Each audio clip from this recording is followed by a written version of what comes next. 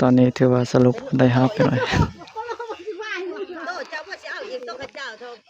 นี่ไปหน่อยแล้วเบิดไปจีหอยตามส้มไปมันเรียกกะจี้ได้ขนาดนี้ไปตื้มตัวนั้นมันเต็มสอบจับที่ไหนก็เจ้าอันนั้นแหละเขาเจ้าเขาเรียกเขาเลยมันไปตื้มน้ำไหนเจ้าเลยก็ได้ชี้อะไรชี้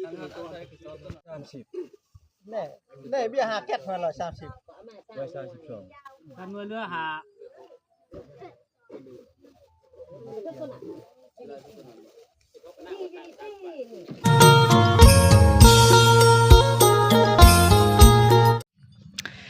พี่น้อยสบายดีเด้อพ่อแม่พี่น้อง FC เบิดทุกผู้ทุกคนพี่น้อยมื้อนี้ก็ได้มาพอกับ2หน่อยบ้าวเล่าไตอีกแล้วพี่น้อยมื้อนี้ก็ได้มาให้มานามาสวยสวยปั่นข้าวพี่น้อยพี่แหละร้านข้าวมื้อนี้ก็ถือว่าหลายตามสมัยพุ่นจนเต็มเลยพี่น้อยพี่ต่อออกมานอกพี่น้อยพุ่นทางนั้นนี่ตามสมัยพุ่นมาลุ้นเบิ่งพี่น้อยว่าทั้งหมดทั้งมวลนี่มันจะได้จักสอบตามสมัยก็สิได้สรุปให้พี่น้องได้มาลุ้นเบิ่งลุ้นสอบน้ำกันพี่น้อยก็ได้มาสวยเพิ่นแล้วก็มาเอาแหงเพิ่นแหละพี่น้อยเพราะว่าเฮายังบ่ทันได้ปั่นเทื่อตามสมัยก็สิได้มาสวยเพิ่นมื้อนี้พี่น้อยหลายพอสมควรตามสมัยบ่ฮู้ว่ามันสิได้จักสอบตามสมัยมาลุ้นเบิ่งน้ำกันพี่น้อยพี่น้อยตอนนี้ถือว่าจักปันมาอะไรพี่น้อยก็จักน้อยก็สิได้เริ่มตามส้มเลยตอนนี้กำลังรถทยอยเข้ามาตามส้ม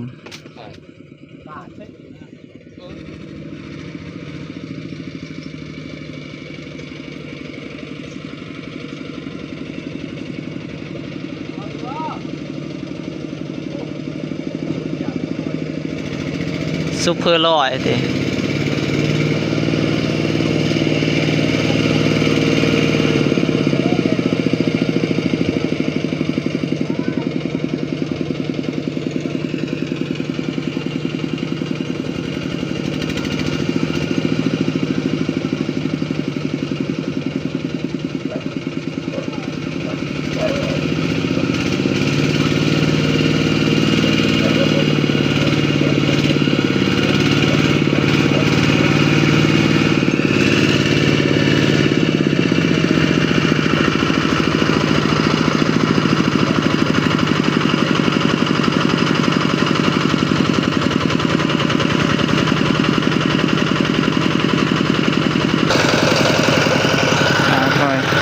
ถือว่าหอดเจียหอดสม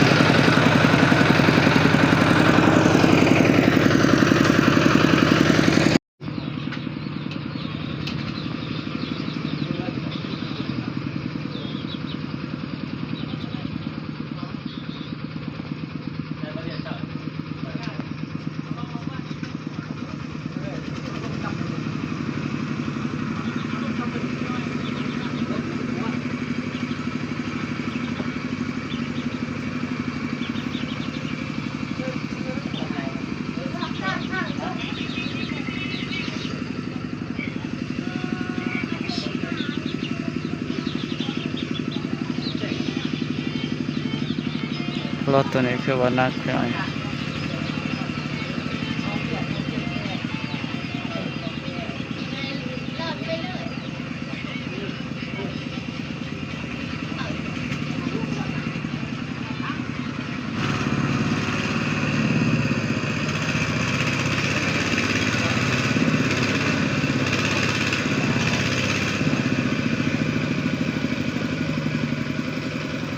ได้บ้านลบเปิดอยู่ไหน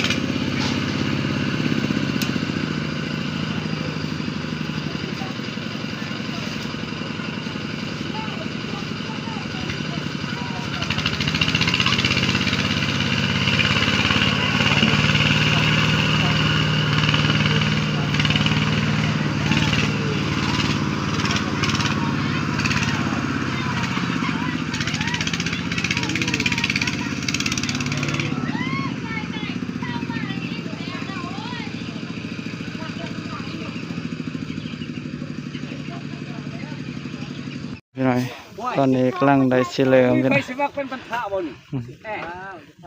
พี่น้อยเป็นแล้ เรา ว กินตอนตัว กำลังได้สิเริ่มทำสมัยมาลุ้นเบิ่ง แป้งได้หรือเปล่าเด้อก่อนเด้อเลือดแป้งบ่ได้ ว่าสิได้หน่อยได้หลายสำใดพี่น้อย เราต้องกินข้าวก่อนเนาะคือมันลายมัน3ล้านไม่ใช่ว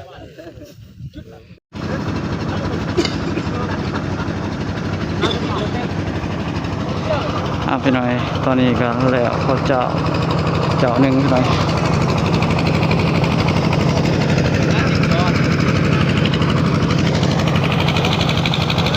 3 6 9 12 15 18 21 24 27 2พี่น้อย27น่าจะประมาณได้28 2เพิ่งทำสมัยตอนนี้ก็แล้วเขาเจ้าพี่หน่อยเจ้าหนึ่งพี่หน่อยย่างอีก2เจ้าพี่หน่อยเขาจักหน่อยก็สิรู้ว่าสิปั่นสร้างก่อนพี่หน่อย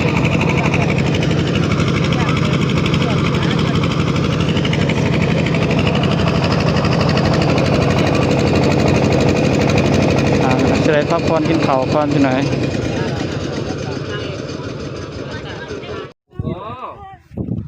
พี่หน่อยตอนนี้ก็ถือว่าแขนทับสมัยตัวชาชอบเลยว่าจะน่าฟอมตัวชาชอบไปเหรอพี่นี่ตอนนี้ก็ปั่นข้าวเจ้าพี่หน่อยยังแต่ข้าวเดียวพี่หน่อยข้าวเจ้ายังไม่ทันเลยทำสมัย เขาแต่จะได้ขึ้นหน่อยไม่ต้องได้โอ้ยนักไปพญาชอบ1,000ได้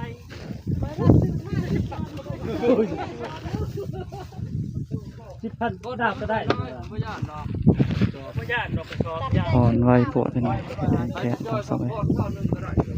ยา150มือจะเกี่ยม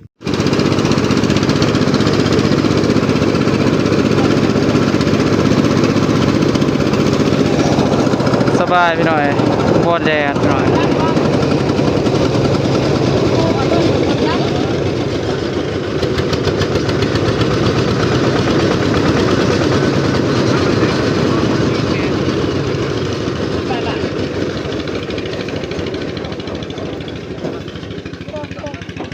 ทางนั้นอีกร้านหนึ่งทางนั้นเริ่มปั่นให้กันพี่หน่อย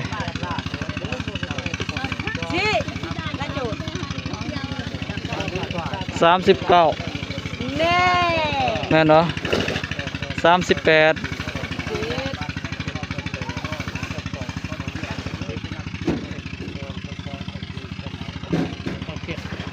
นี่กับตัน37ครึ่งบ่เต็มบ่ตัวนี้เต็มตีไปตัวนั้น37ครึ่งไปทางนี้อีก30ปลายเกือบ40หน่อยรวมก็ได้ประมาณ70ปลาย80หน่อยย่างอีกข้าวเหนียวพี่น้อยอันนี้ข้าวเหนียวยังบ่ทันได้ปั่นพี่น้อยปั่นแต่ข้าวเจ้าก่อนครับสมัยนี่อยู่3เจ้าพี่น้อย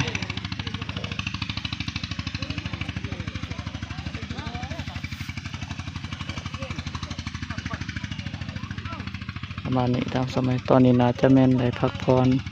กินข้าวกินน้ำหน่อยหนึงพี่น้อย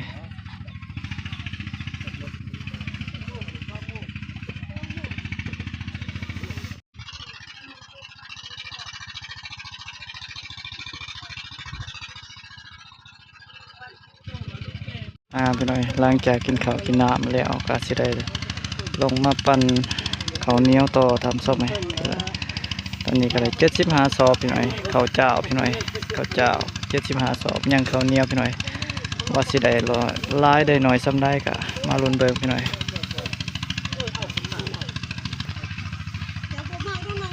ก็เลยจะเมาหรือเปล่านี่นะคนอยากเป็นพี่น้อยตอนนี้ก็ยังได้หนึ่งพี่น้อยเกือบสิแล้วพี่น้อยแต่ว่ารถปั่นจากปั่นมาค่ายครับสมัย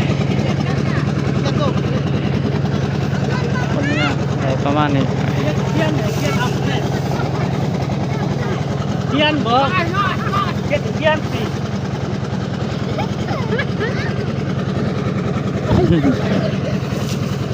่ตอบเทียนน่าจะประมาณเกือบ200ทั้งหมดพี่น้อง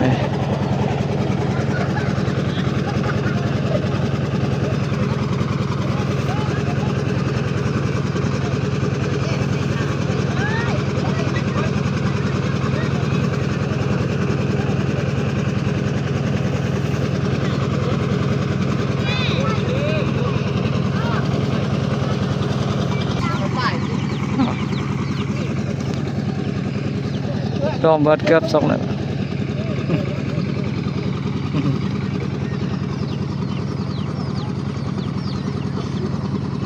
ตัวนี้ก็2-4เหรียญน่าจะได้เกือบ200ปลายตามส้มไหมพี่น้อยล่าสุดตอนนี้ก็ถือว่าจักปั่นแคนพี่น้อยปล่อยแห้งลายพี่น้อยปล่อยใส่เขาป้อนเขาในลายพี่น้อยเฮ็ดให้จักปั่นมันแคนตามส้มไหมนี่แหละ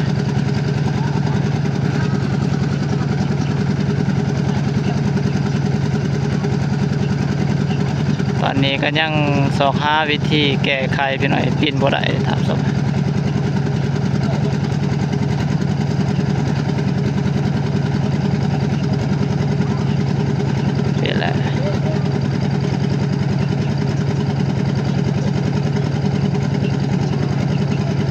หาวิธีแก้ไข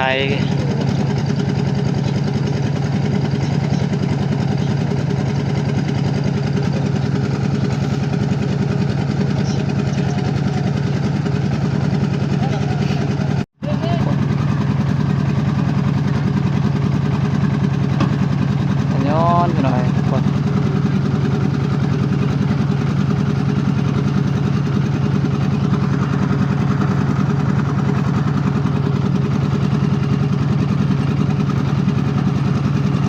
ขนาดเนาะ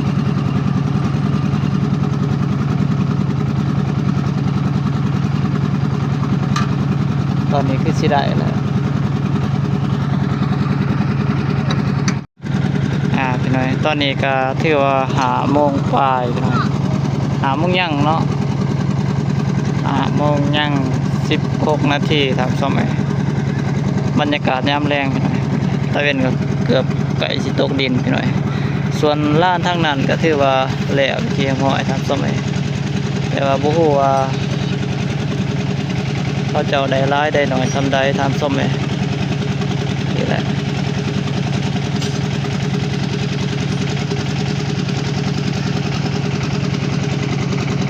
ส่วนทางนี้สรุปเกือบได้200ทำสมัยยังรอถาพ้นตัวนั้นปั่นให้มันแล้วก่อนพี่น้อย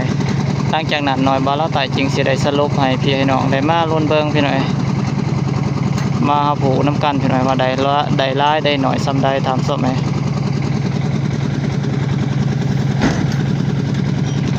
ตอนนี้น่าจะได้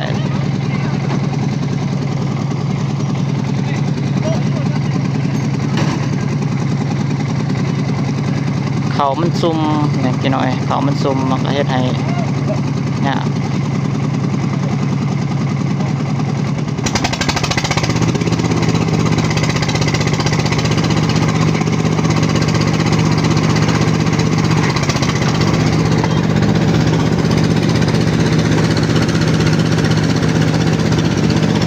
พี่น้อยถือว่าตอนนี้ได้แล้วตามส้มไหม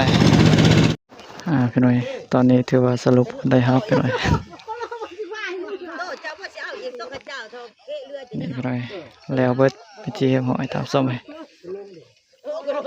เรียกกะจี้ได้ขนาดไปตื้มตัวนั้นให้มันเต็มสอบจับที่ไหนก็เจ้าอันนั้นแหละเขาเจ้าเขาเรียกเขาเลยมันไปตื้มน้ำไหนเช้ามือบ่ได้ชี้นะชี้ตัวตัวได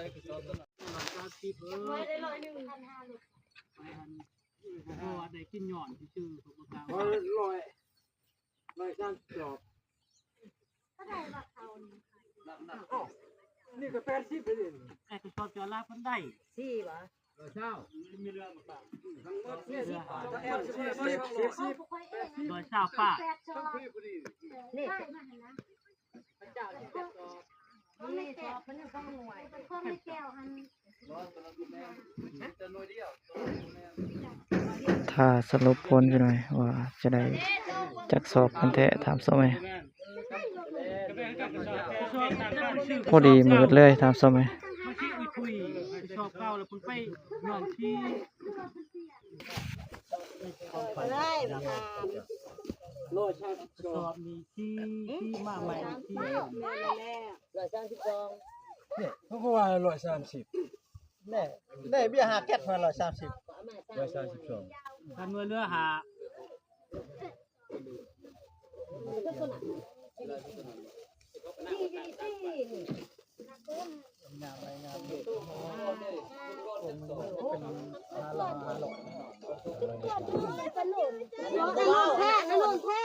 เอามาแท้ โอ้ยแม่นมันไหนไม่หมด ยัง6 หน่วยสอบ3 หน่วยมี74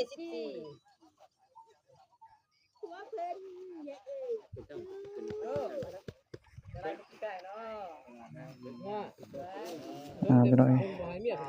ของระบาวเพิ่นได้132ไปหน่อยแต่ละของอันนี้ก็100เข้า538 160 170ของในสหป่าอีก10สอบพี่น้อยพอดีได้180พี่น้อยสรุปทั้งหมดถือว่าได้180สอบตามสมัย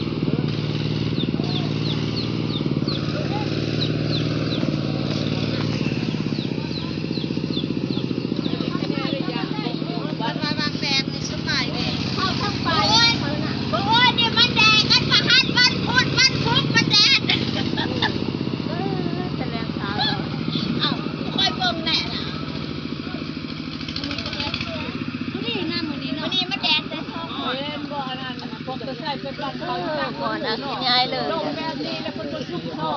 เอารถออกไปสำหรับคลิปนี้ก็ประมาณนี้เช่นหนาพบกันใหม่เด้อ อันนั้นอยู่เพจบัดจนว่า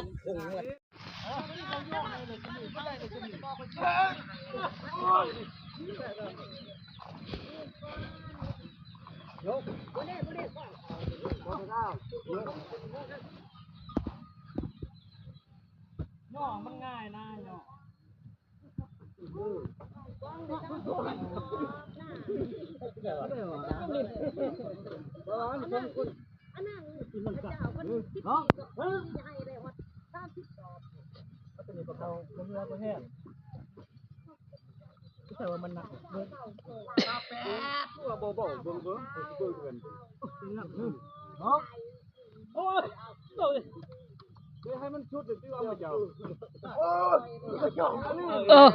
he do that.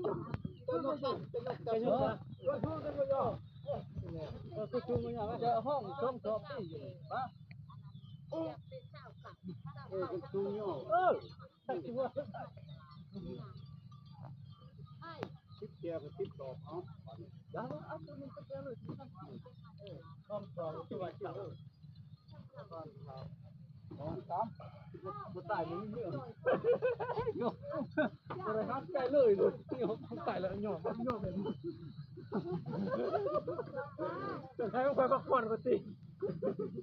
ตายเลยอยู่นั่นนี่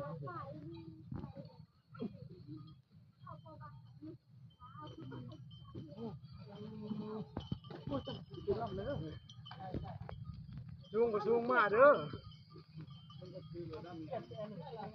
ยุคปีเอาหมดสิฮอดบาททำมาก็ได้เนาะมันจะมองนักมือห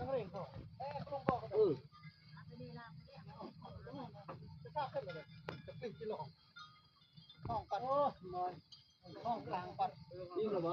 น้ำมันตกแล้วหันมันจืดๆแล้วตกมันประจำไปลีนะต้องว่าแล้วเอาไว้จำมือ